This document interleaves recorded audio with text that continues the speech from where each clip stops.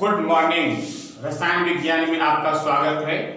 तो हम लोग पढ़ रहे थे कोलराउस का प्रमेय, तो उसी से रिलेटेड आज कुछ और हेडिंग हम देख रहे हैं। तो आपके सामने हेडिंग है वियोजन की मात्रा।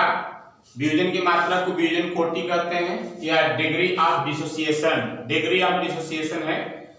तो देखिए डिग्री ऑफ डिसोसिएशन है क्या। जैसे एसिटिक अम्ल जो होता है एक दुर्बल अम्ल होता है। अगर हम इसको किसी पानी में इसको ले रहे हैं बेटा, मान लीजिए 25 अणु हैं। कितना है? 25 अणु। और 25 अणु में पूरा क्योंकि दुर्बल अम्ल पूरा आयनीकृत नहीं होता। अगर मान लीजिए एसिटिक अम्ल का केवल हमने 25 अणु लिया और केवल जो है 5 अणु वियोजित हो, तो इसकी वियोजन की मात्रा जो होगी बेटा वियोजित अणु बटे प्रारंभिक अणु। तो देखिए कैसे निकलता है। सिरका है एसिटिकम CH3 COOH। अब ये मान लीजिए प्रारंभ में इसके 25 अणु थे और उसके बाद में ये देगा acetate ion CH3 COO negative plus H positive hydrogen ion and acetate ion and hydrogen ion. तो प्रारंभ में तुरंत तो बेटा इसका कोई अणु आयनीकृत होगा नहीं, जीरो आयनीकृत होगा। लेकिन कुछ देर के बाद में भाई 25 अणु लिया गया, तो कुछ देर बाद में कर रहा है कि 5 अणु वियोजित हो रहा है। तो वियोजन की मात्रा जो होगा, वियोजन की मात्रा इज इक्वल टू वियोजित अणु बटे प्रारंभिक अणु। प्रारंभिक अणु कहने का तात्पर्य बेटा कि जितना अणु वियोजित हो और प्रारंभिक अणु से भाग कर दो बेटा, कुल प्रारंभ में कुल अणु से भाग करने बेटा आ जाएगा वियोजन की मात्रा आ जाएगा। तब प्रारंभिक कुल अणु, तो यहाँ लिखेंगे बेटा हम बताएं कि अगर 5 अणु वियोजित हो रहा है, मान लीजिए 5 अणु वियोजित हो रहा है, क्योंकि दुर्बल है ना, तो 5 अणु वियोजित हुआ बटे प्रारंभिक कितना था 25 अणु था। तो यहाँ हो जाएगा भाग करेंगे 5 का 5 55 25 5 10 0.2 अर्थात इसके लिए जो है इसकी वियोजन की मात्रा 0.2 है। इसका कोई मात्रक नहीं है। प्रतिशत में बदलने के लिए हम 100 से गुणा भी कर सकते हैं। तो परिभाषा हमारा क्या बना, कुल अणुओं का वह अंश जो वियोजित होता है उसे वियोजन की मात्रा कहते हैं। कुल अणुओं का वह अंश जो वियोजित होता है उसे वियोजन की मात्रा कहते हैं। और वियोजन की मात्रा को अल्फा से इंडिकेट करते हैं, अल्फा से प्रदर्शित करते हैं। अच्छा ध्यान देखो, कोलराउस ने क्या बताया, कह रहे हैं कि वियोजन की मात्रा का मान दुर्बल विद्युत अपघटन पदार्थ के मोलर चालकता। अब मोलर चालकता बता बेटा, मोलर चालकता अपर लैम्डा m, वियोजन की मात्रा का मान दुर्बल विद्युत अपघटन पदार्थ के मोलर चालकता अपर लैम्डा m का मान और दुर्बल विद्युत अपघटन पदार्थ के सीमांत मोलर चालकता, सीमांत पर बताए हैं, सीमांत माने हो जाएगा, सीमांत के लिए यहाँ पर 0 लगाएंगे और सीमांत मोलर चालकता, और यहाँ पर अनुपात के लगभग बराबर होता है, के लगभग बराबर होता है। तो देखिए क्या है, कोलराउस ने निष्कर्ष निकाला है कि वियोजन की मात्रा का मान दुर्बल विद्युत अपघटन पदार्थ के मोलर चालकता अपर लैम्डा m और सीमांत मोलर चालकता के अनुपात के लगभग बराबर होता है। तो अब देखिए कक्षा 11 में ओस्टवाल्ड ने एक समीकरण दिया है। तो ओस्टवाल्ड ने एक समीकरण दिया, उसकी सहायता से हम वियोजन स्थिरांक में संबंध भी निकाल सकते हैं। तो ओस्टवाल्ड का देखिए समीकरण क्या है, कक्षा 11 में ओस्टवाल्ड का देखिए समीकरण क्या है, किसी को याद तो होगा नहीं बेटा, कक्षा 11 से भूल गए हो बेटा। तो ओस्टवाल्ड साहब कह रहे हैं के क्या होता है, वियोजन स्थिरांक है, K equal to C alpha square बटे 1 माइनस अल्फा। ये कक्षा 11 से दिया गया बेटा सूत्र, कोई यहाँ डेरिवेशन इसका इंपॉर्टेंट नहीं है, लेकिन फिर भी जानते रहिए कि ए क्या है, वियोजन स्थिरांक है, सी क्या है, वियोजन की सांद्रता या मोलरता मोल प्रति लीटर में है, और अल्फा क्या है, वियोजन की मात्रा या वियोजन कोटि। तो यही है बेटा आपका जो है ओस्टरगार्ड समीकरण। तो इसके सहायता से अगर हम यहाँ पर अल्फा का मान रख देते हैं, अगर हम अल्फा का मान रख दें तो जो है आपका वियोजन की मात्रा अर्थात सीमांत मोलर चालकता और जो है वियोजन स्थिरांक के बीच संबंध आ सकता है। तो पहले आइए इसको न उतारिए, अभी जब हम फिर तब उतारिए बेटा। आइए परिभाषा देखते हैं क्या है। वियोजन की मात्रा या वियोजन कोटि, डिग्री ऑफ डिसोसिएशन है ना। तो देखिए स्पेलिंग देख लीजिए बेटा, DEGREEOF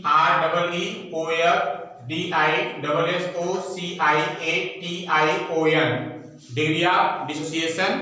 ध्यान दीजिए यहाँ वियोजन की जो मात्रा है इसका 3 नाम है, एक है वियोजन की मात्रा, दूसरा जो वियोजन की कोटि, और वियोजन की कोटि के नाम से ही इस साल यूपी बोर्ड में 2 नंबर का आया है। देखिए यहाँ पर 2 नंबर का है बेटा, ये वियोजन की कोटि के नाम से आया है जो हेडिंग हम पढ़ा रहे हैं। और वियोजन की कोटि को आयन की मात्रा भी कहते हैं, वियोजन की कोटि को आयन की मात्रा भी कहते हैं। देखिए परिभाषा क्या है, इसी सूत्र से बना लो। अरे भाई कुल अणुओं का वह अंश जो वियोजित होता है उसे वियोजन की मात्रा कहते हैं। देखिए इधर बेटा, कुल अणुओं का वह अंश जो वियोजित होता है उसे वियोजन की मात्रा कहते हैं, इसी को वियोजन कोटि भी कहते हैं। इसको अल्फा से प्रदर्शित करते हैं। फार्मूला क्या बेटा, वियोजन की मात्रा इक्वल टू वियोजित अणु बटे प्रारंभिक कुल अणु, है ना, ये सूत्र है। एक सवाल तुम लोगों के सामने बेटा, देखिए क्या है क्वेश्चन, कक्षा 11 का सवाल है ये। देखिए जो वियोजन की कोटि है बेटा ये 11 से रिलेटेड है, 11 में भी है और 12 के भी कोर्स में है, इसे इसको पढ़िए बेटा। तो सवाल क्या है, एस्टिक अम्ल CH3COOH के 25 अणु में से 5 अणु वियोजित हो तो वियोजन की मात्रा की गणना करें या क्या होगी। देखिए क्या है सूत्र, क्या लगाया बेटा, सूत्र है अल्फा क्या है, वियोजन की मात्रा, अल्फा इक्वल टू वियोजित अणु बटे प्रारंभिक कुल अणु। तो देखा जाए यहाँ पर कितना अणु वियोजित हो रहा है बेटा, यहाँ पर कुल कितने अणु थे, कुल 25 अणु थे और 25 में 5 वियोजित हो रहा है, 25 में 5 वियोजित हो रहा है। तो 5 ऊपर रखेंगे और 25 नीचे रखेंगे। अब काट दो बेटा, 5 का 5, 5 25, तो आएगा 1 में 5 भाग कर दो तो 5 दूनी 10, 10.2 आएगा। तो यहाँ पर अल्फा का जो मान आया है बेटा 10.2 और इसका कोई मात्रक नहीं। अगर प्रतिशत में बदलना चाहते हैं तो 100 से गुणा हम कर सकते हैं, है ना। तो ये आपका सवाल था। अब देखिए जो अगली हेडिंग है वो इंपॉर्टेंट है, इस साल 2 नंबर में आया था कोलराउस प्रमेय सहायता से। तो हेडिंग क्या है, वियोजन कोटि अल्फा मोलर चालकता अपर लैम्डा एम और सीमांत मोलर चालकता अपर लैम्डा 0m के बीच संबंध, अभी तुमको समझाए थे वही यहाँ पर है। कहा है कि किसी दुर्बल विद्युत अपवर्तक पदार्थ के वियोजन की मात्रा का मान उसके मोलर चालकता अपर लैम्डा एम और सीमांत मोलर चालकता के अनुपात के लगभग बराबर होता है या सन्निकट होता है। देखिए सामने लिखा बेटा, कोलराउस के अनुसार, कोलराउस कोई नियम तो है नहीं लेकिन उनके अनुसार है, उसे निकल लेता है। तो कोलराउस के अनुसार किसी दुर्बल विद्युत अपवर्तक पदार्थ की, कोलराउस के अनुसार किसी दुर्बल विद्युत अपघट्य पदार्थ की वियोजन की मात्रा अल्फा का मान, ये अल्फा है, अल्फा का मान उसके मोलर चालकता माने क्या, लैम्डा एम, ये लैम्डा एम अपर लैम्डा एम और सीमांत मोलर चालकता अपर लैम्डा 0m के अनुपात के लगभग बराबर होता है या लगभग सन्निकट होता है। तो सूत्र क्या है, alpha equal to upper lambda M बटे upper lambda 0 upper lambda 0 M, जहां अल्फा इक्वल टू वियोजन कोटि है ना, तो वियोजन कोटि का कोई मात्रक नहीं।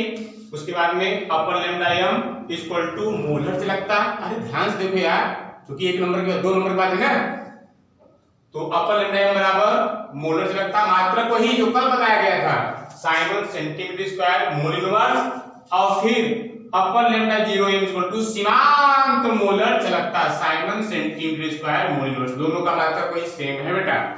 अच्छा, फिर कक्षा 11 हम आ गए। कक्षा 11 में सूत्र फिर आना बेटा, तो कक्षा 11 में सूत्र है कि जिसने ओस्टवाल्ड ने दिया, वैज्ञानिक ओस्टवाल्ड ने दिया था, क्या है उनका समीकरण, ओस्टवाल्ड का समीकरण है बेटा Ka equal to C alpha square बटे 1 minus alpha, Ka equal to C alpha square 1 minus alpha.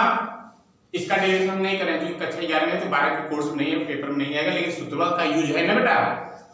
तो यहाँ पर देखिए Ka क्या है, वियोजन स्थिरांक है, उसके बाद में C क्या है, सांद्रता, C क्या है, सांद्रता या मोलरता, मोलरता का मात्रक मोल प्रति लीटर होता है, और अल्फा क्या है बेटा, वियोजन की कोटि, अल्फा क्या है, वियोजन की कोटि है। तो इस सूत्र को नोट करिए। अच्छा सुनिए बेटा, अब ये चैप्टर लगभग खत्म होने वाला है, इस पर हम 1-2 न्यूमेरिकल लगवा देंगे, और आप लोगों को हम मैसेज कर रहे हैं कि अब जो अगला अध्याय शुरू होगा रासायनिक बलगति, वह 5 नंबर का आएगा, और भौतिक विज्ञान में भी बता दे रहे हैं। अब जो है भौतिक विज्ञान में तीसरा यूनिट चलेगा गतिमान आवेश और चुंबकत्व, वह 8 नंबर का बेटा। तो 8 अंक लेने के लिए और 5 अंक लेने के लिए बेटा, हमारे ख्याल से आप लोगों को जो रजिस्टर हम दिए थे फेयर कॉपी भर गया होगा। अब आप लोग हमसे भी अच्छा और सुंदर कॉपी लीजिएगा और फेयर कॉपी बनाइएगा। हम एक हेडिंग लिखवाते चलते रहे बेटा, क्योंकि अभी तो कम से कम हमारे ख्याल से 30 जून तक लॉकडाउन नहीं हटेगा, तो इससे पढ़ते रहें, बढ़ते रहें। बेस्ट ऑफ लक, कल मिलेंगे।